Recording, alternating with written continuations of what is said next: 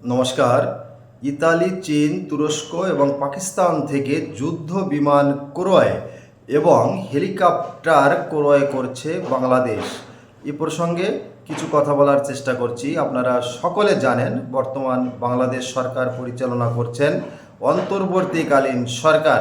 একটি দেশে অন্তর্বর্তীকালীন সরকার কখন আসে, কী জন্য আসে, কোন কারণে আসে এবং অন্তর্বর্তীকালীন সরকারের কাজ কি কি কাজ হওয়া উচিত এ বিষয়ে আমি আশা রাখি সকলেই জানেন।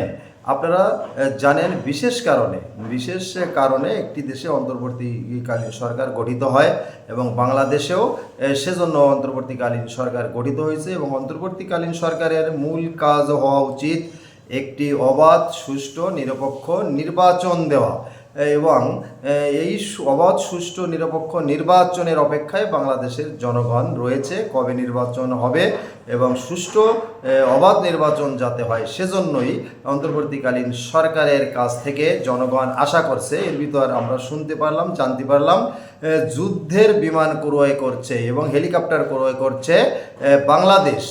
বর্তমান বাংলাদেশের রাজনৈতিক যে অবস্থা, অর্থনৈতিক যে অবস্থা, প্রতিনিয়ত বেকারত্ব বাড়ছে, খাদ্যর অভাব বাড়ছে, পোশাক শিল্পর ধস নেমেছে, শেয়ার মার্কেটের অবস্থা আপনারা সকলে জানেন, ব্যাংকের অবস্থাগুলো সকলের জানা আছে, বিদেশিদের সাথে কতটুকু সম্পর্ক আমাদের বৃদ্ধি পেয়েছে অন্তর্বর্তীকালীন সরকারের সময় সেগুলো আমরা ইতিমধ্যে সকলে জেনেছি। যেহেতু বর্তমান নেটের যুগ, গণমাধ্যমের যুগ, সামাজিক যোগাযোগ মাধ্যমের যুগ, এ সকল মাধ্যমের সুবিধার্থে মানুষ সব খবরই ঘরে বসে, বাসায় বসে পেতে পারে বা পেয়ে থাকে। বাংলাদেশের জনগণ সবচেয়ে বেশি ইন্টারনেট বা মোবাইল বা সামাজিক যোগাযোগ ব্যবহারকারীদের একটা অন্যতম দেশ, অতএব জনগণ এই বিষয়গুলো জানে।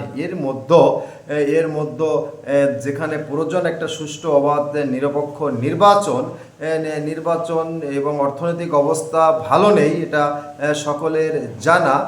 এর ভিতর যুদ্ধ বিমান এবং হেলিকপ্টার ক্রয় অন্তর্বর্তীকালীন সরকারের এই সিদ্ধান্ত কতটুকু দেশের জন্য, দেশের জনগণের জন্য ভালো ফল বয়ে আনবে বা আনছে এ বিষয়ে আপনারা আপনাদের মন্তব্য কমেন্ট বক্সে উল্লেখ করবেন।